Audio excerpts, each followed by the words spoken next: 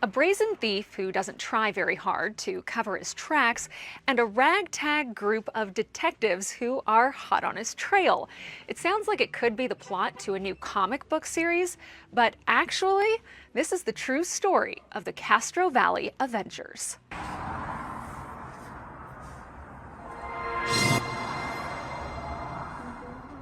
Crush Comics store manager Cole Sanders and owner Josh Hunter never thought they'd find themselves as real-life comic book vigilantes.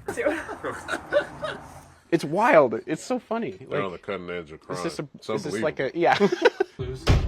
Yeah, we got some clues. But that's exactly what happened after the shop was burglarized in the early morning hours of March 22nd. When I got down here, I was like, okay, it's not as bad as it could be. I'm going to try to be really positive about this. The burglar cleared the wall where the most valuable comic books were displayed. Josh thought they were gone for good until one of his employees spotted a very specific comic book for sale on eBay less than 12 hours after the burglary. This is the one that really, solved the case. The absolutely unique one-of-one sketch cover from our artist friend Dan. When I saw that on eBay, I was like, I'm just going to buy that and see what happens.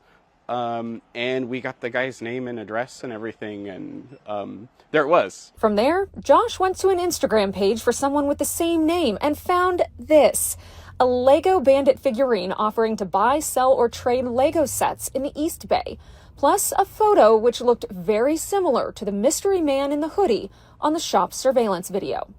The honorary detectives didn't stop there and contacted a competing shop in San Leandro that had also been broken into recently. I called him and I was like, hey, we found this eBay page. Looks almost certainly like they stole some of our stuff. You should check too. And they got back to us and they were like, yeah, there's like 10 of our books on there right now. And I was like, wow, okay. When they saw Lego items on the eBay page, they reached out to a toy shop in San Ramon that had recently lost a number of valuable sets to a shoplifter. I smell trouble. She's like, do you think this is him? And she sent me a picture of the guy that they had, and he wasn't mass in this one. And based on the Google searches and stuff that we did, we're like, okay, this is probably the guy.